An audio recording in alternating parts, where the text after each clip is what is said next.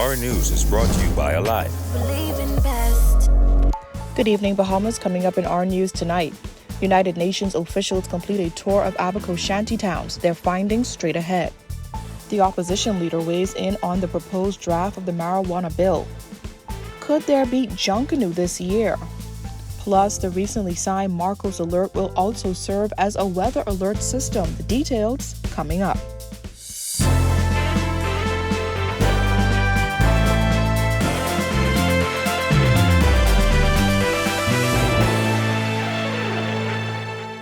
Welcome to our news and thanks for joining us. I'm Georgia Bain, topping news tonight. The Constituencies Commission is in the final stages of compiling its report. Commission Chairman Halsa Mutri says he personally wants to see the Maikal constituency split into at least 2 seats. Our Jasmine Brown reports. I would recommend that we return to the previous configuration where Inagua and Meguana was a seat, Agnes, Crooked Island and Long Key was a seat. They were all connected. And the reason for that is simple. For example, with the configuration that exists today, for the government to cause economic development in the Maikal constituency, it has to find investment for 5 islands.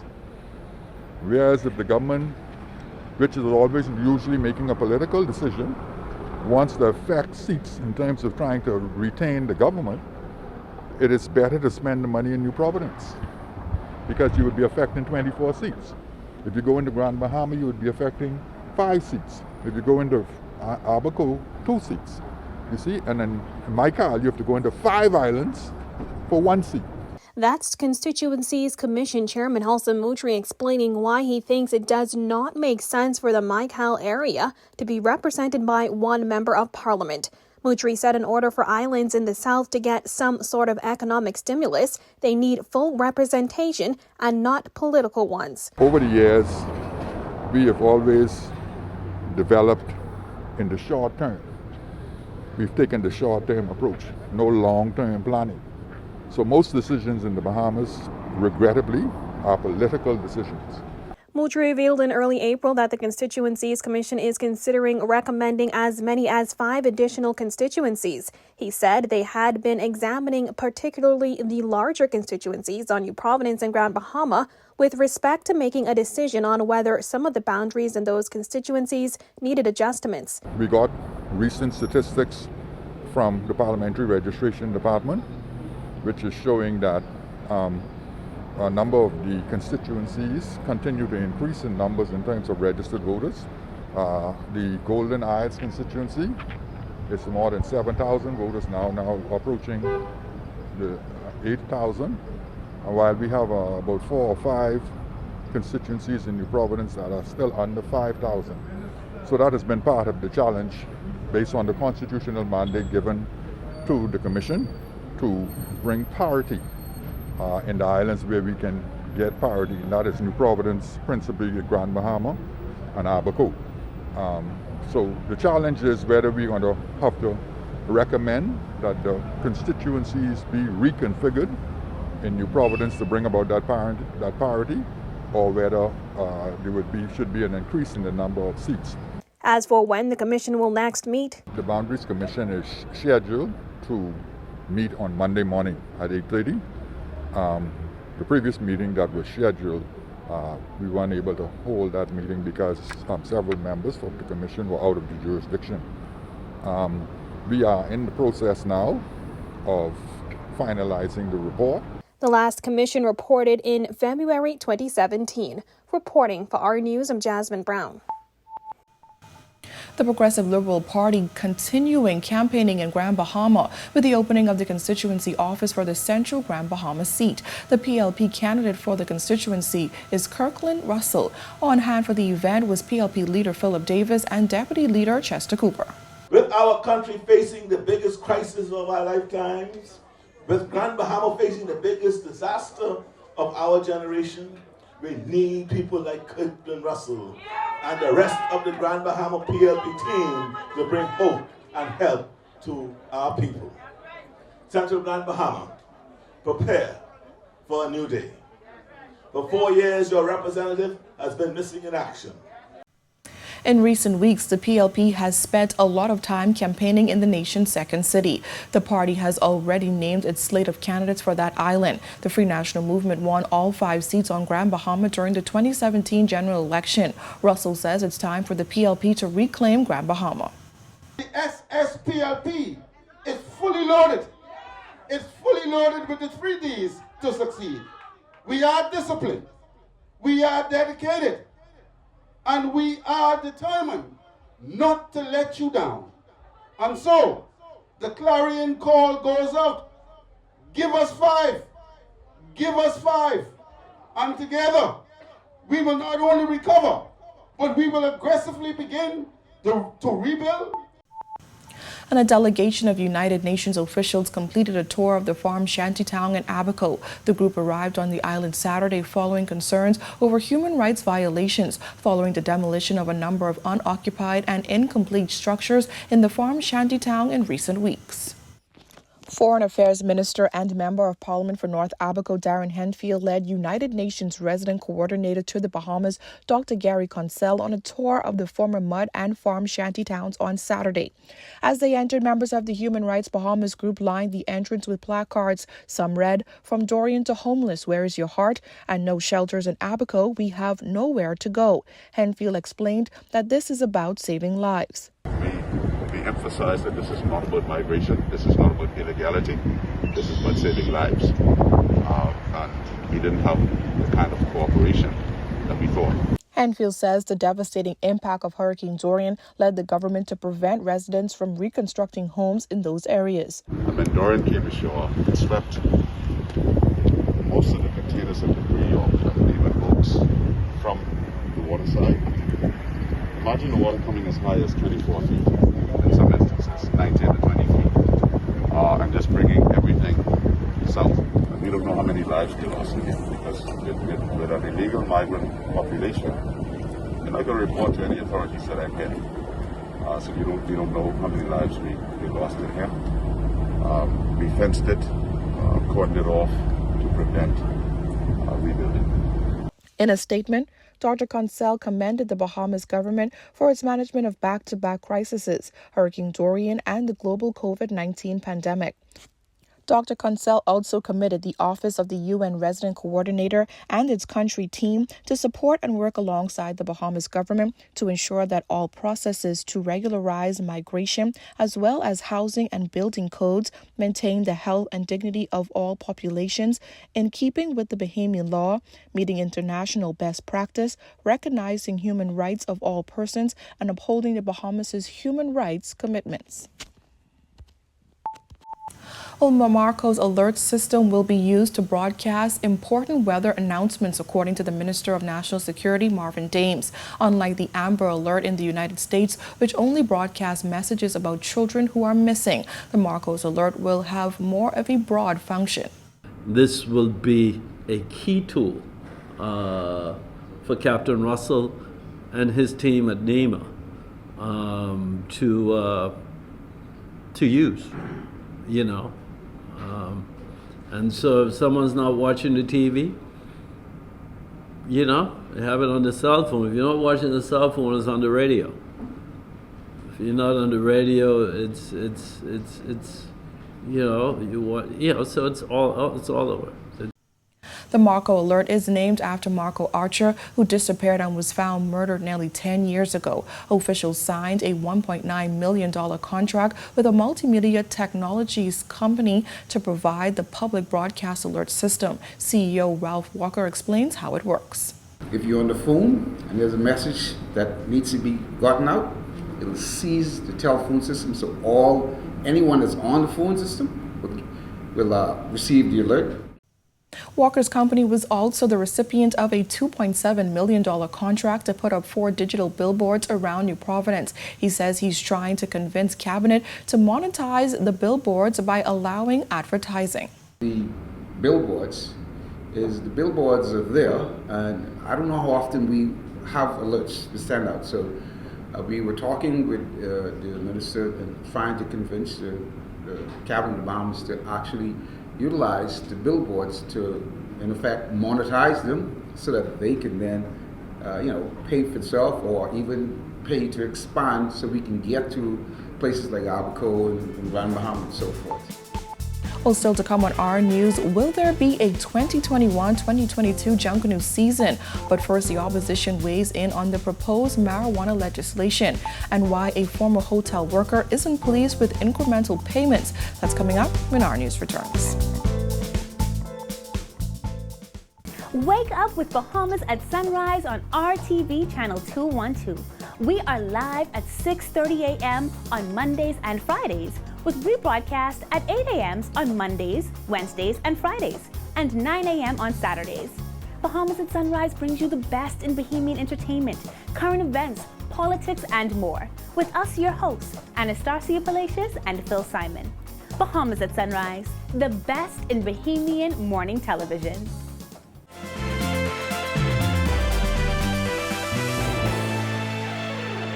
Bahamians must get the maximum benefit from the local marijuana industry, according to Progressive Liberal Party leader Philip Davis. This comes as more details on the proposed draft legislation were recently leaked. I have not reviewed the proposed bill in its entirety yet. It was shared with me over the weekend. I intend to do so, and these are matters that we'll take in. I think the industry has to be preserved for those persons in the industry, and to ensure that the ordinary Bahamian gets the maximum economic reward for the opening of that industry. The government's proposed Medicinal Cannabis Bill 2021 would establish an authority to lay out the framework of medical marijuana industry in the Bahamas for the licensed cultivation, importation, exportation, processing, transportation, and research of medical cannabis. Some, including members of the local Rastafarian community, took exception to the $10,000 license fees to enter the industry, an economic hurdle that prevents many from entering the industry. No, if it's listed high, we'll argue to have it corrected before they implement it. If they don't, then when we are in, we will revisit it. Exclusion, a tool to exclude, includes putting putting a price tag that the ordinary person cannot reach. And so if you want to exclude the ordinary Bahamian, you put a price tag that they can't afford. So yes, pricing is a tool for exclusion. The legislation would also allow for medical doctors to issue medicinal cannabis prescriptions for patients aged 21 and older that would be filled at local pharmacies. Patients under 21 would need the consent of a parent or legal guardian. According to an updated copy of the bill, the Minister of Health would, on nomination by the Medical Council and Pharmacy Council, appoint a committee to review and recommend the medical conditions for which medicinal cannabis can be prescribed and dispensed. Davis says he looks forward to the bill being read in the House of Assembly. Well, there is a small possibility that there will be some sort of Junkanoo this year.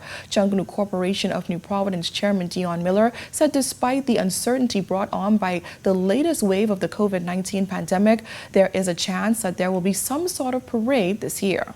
There still is a possibility that there can be some form of a parade. We may not be able to have a traditional Junkanoo parade due to the financing and other variables that are in the environment right now. As the Prime Minister indicated, we want to see a great amount of persons become vaccinated.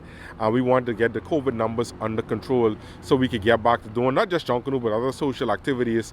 Prime Minister Dr. Hubert Minnis has been encouraging more Junkanoo enthusiasts and artisans to get vaccinated in hopes of having a Junkanoo parade this year.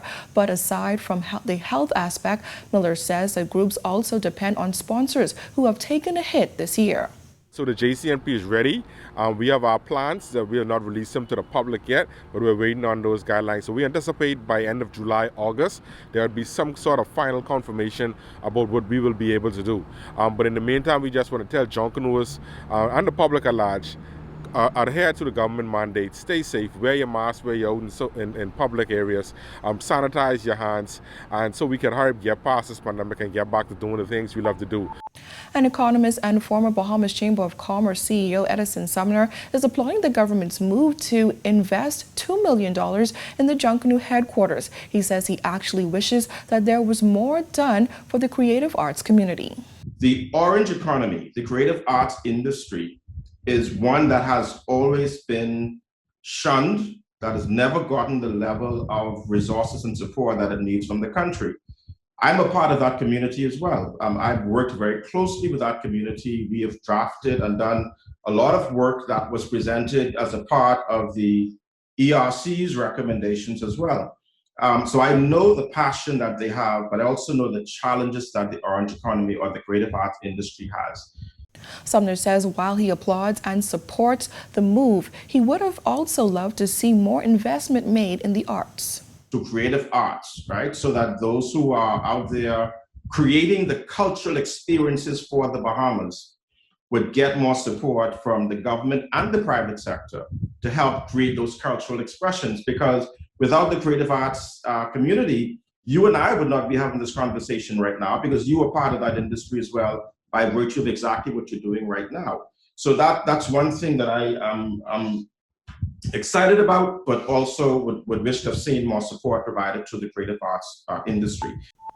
Former Atlantis employee and vice president of the Bahamas General Workers Union, Dave Beckford, says while he applauds Atlantis for finally letting workers go, he's upset that workers will not be getting a lump sum payment. Last week, Atlantis Resort announced that 700 staff members would be made redundant and that they would be paid severance over the next 3 months. Beckford says workers have been through a long period of being strung along, and this is only the continuation of that heartache.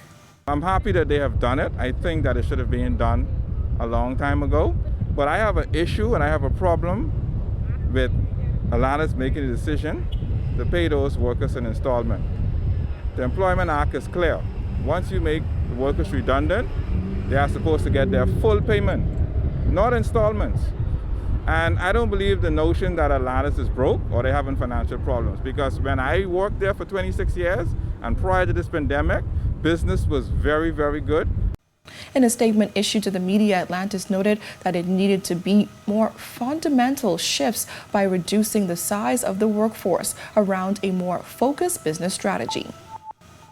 The Royal Bahamas Defense Force signing a service agreement for specialized training and maintaining its vessels. The agreement was signed with Damon, the company that helped to execute the $232 million Sandy Bottom project that outfitted the Defense Force with new vessels. RBDF Commodore Raymond King says when the recent retirees left the force, they took institutional knowledge with them.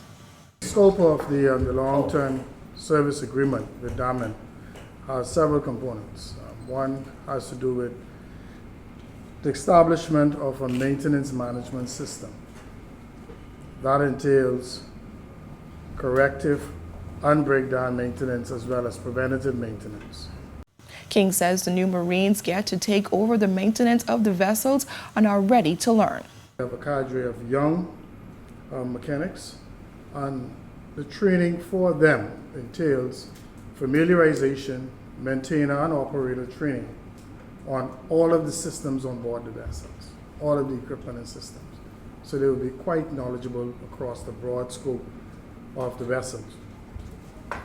Also, we will receive technical advice when it comes to annual dry docking or refit of our vessels from Garment.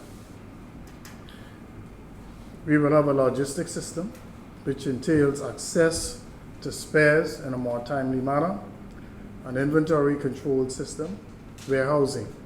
We'll have that on hand.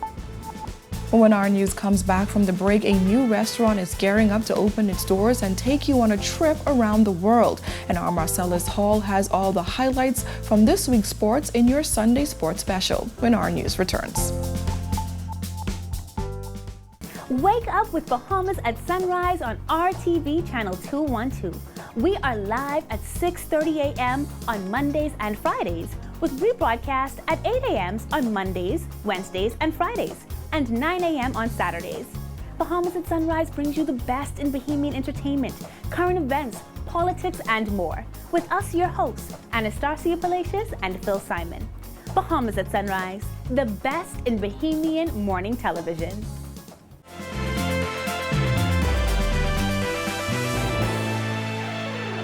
Living Waters Kingdom Ministries breaking ground on a youth and community center, which Senior Pastor Raymond Wells says he hopes will be a lasting impact on the nation's youth. Our Bethany McDermott was there and tells us more.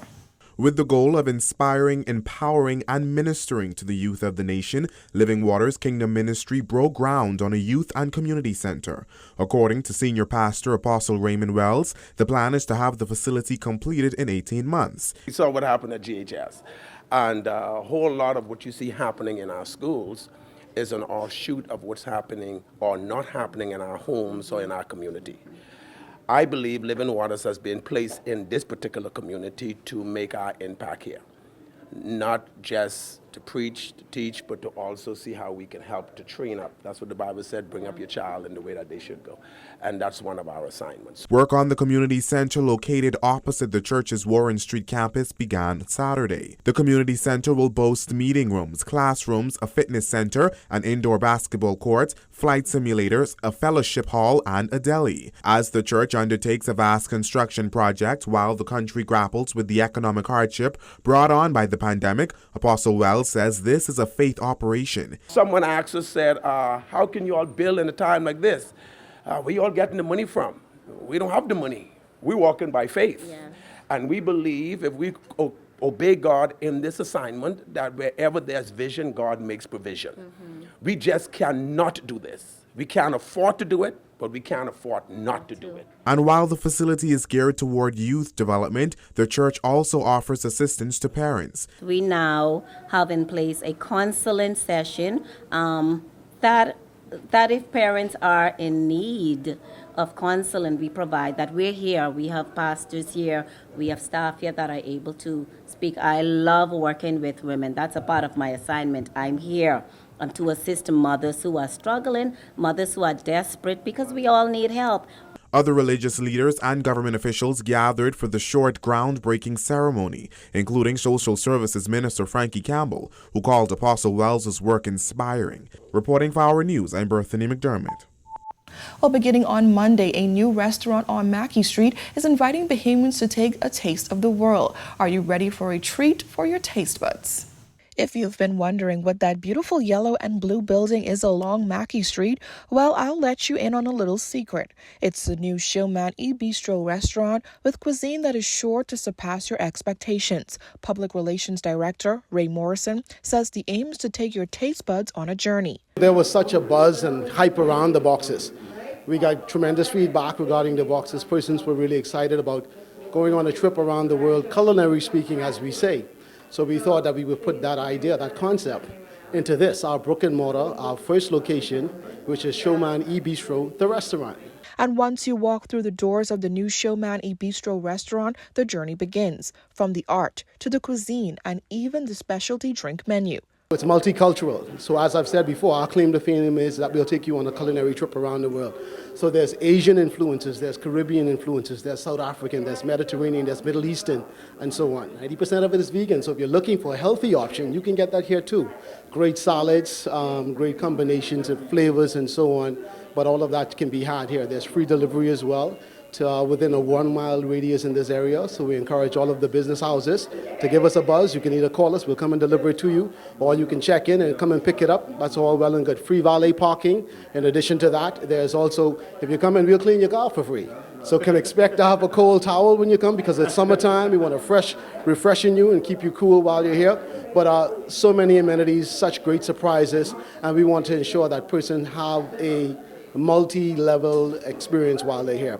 You can take a culinary trip around the world with Showman Bistro beginning tomorrow as the restaurant holds its soft opening. So we're opening on the 31st, which is this coming Monday, so we invite everybody to come on down. There's a great outdoor space. We want to give you a touch of South Beach right here in the Bahamas on Mackey Street, right here in New Providence. But we will certainly observe all of the COVID protocols. There will be signs, there will be the hand sanitized stations. We want to have the general public know that the COVID protocols will be strictly enforced. Now here's our Marcellus Hall with your Sunday Sports Special. Welcome to your Sunday Sports Check, everybody. I'm Marcellus Hall. Last night, the WBFF Paradise Island Bahamas International Pro-Am taking place, as you may guess it, at Atlantis. the fitness and fashion spectacular featuring competitors from all around the world, all looking for the opportunity to earn their pro status with a victory. Competing with two Bahamians, Wellington Wallace and Jason Johnson, both of whom acquitted themselves very well, with Johnson in particular attending a pro card by taking the first place trophy. Afterwards, he talked about the victory. Spirits, I would love to do it again next year if it's offered to me again. Love the environment, love the vibes, and keep there with me and Wellington, keep here with a good package. We show them how the Bahamian athletes are here in the Bahamas. We show them what we have here, and we're always going to be going full throttle showing whatever show come here in the Bahamas that we have great competitors. We're always ready for any show that come here. Okay. Meanwhile, Wallace, who finished third overall, was also happy to be a part of it. Hi, my name is Wellington Wallace. It was a great experience. Awesome competition. It was a small group, but everyone put their best foot forward, and everyone came out on top. So there it is, your check on sports for you here on this Sunday. I'm Marcellus Hall. Well, when our news comes back from the break, we take a look at some of the most memorable quotes of this week. Stay with us.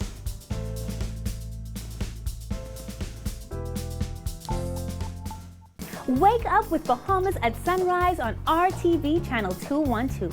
We are live at 6:30 a.m. on Mondays and Fridays, with rebroadcast at 8 a.m. on Mondays, Wednesdays, and Fridays, and 9 a.m. on Saturdays. Bahamas at Sunrise brings you the best in Bahamian entertainment, current events, politics, and more. With us, your hosts, Anastasia Palacios and Phil Simon. Bahamas at Sunrise, the best in Bahamian morning television.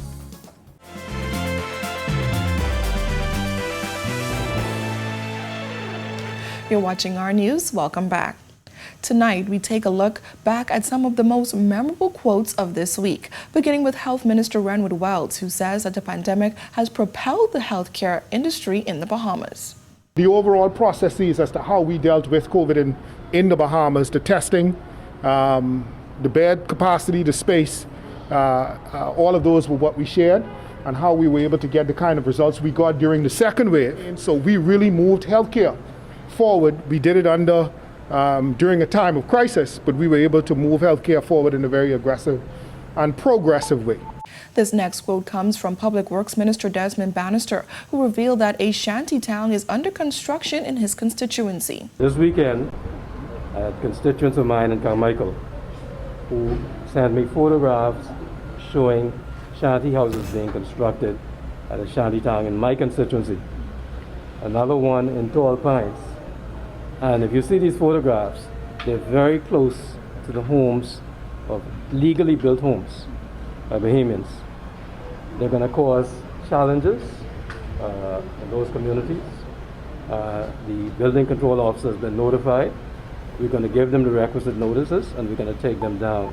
And this final quote comes from opposition leader Philip Davis, who slammed the Prime Minister's decision to lock down family islands. Outbreaks that could have and should have been stopped with widespread testing, free testing, contact tracing, and isolation, and care for positive cases. Those things did not happen. Well, thank you for joining us for our news. On behalf of the entire team, I'm Georgie O'Bain, and we'll see you right back here tomorrow evening. Have a beautiful evening, Bahamas. On the Record with host Jerome Sawyer starts now.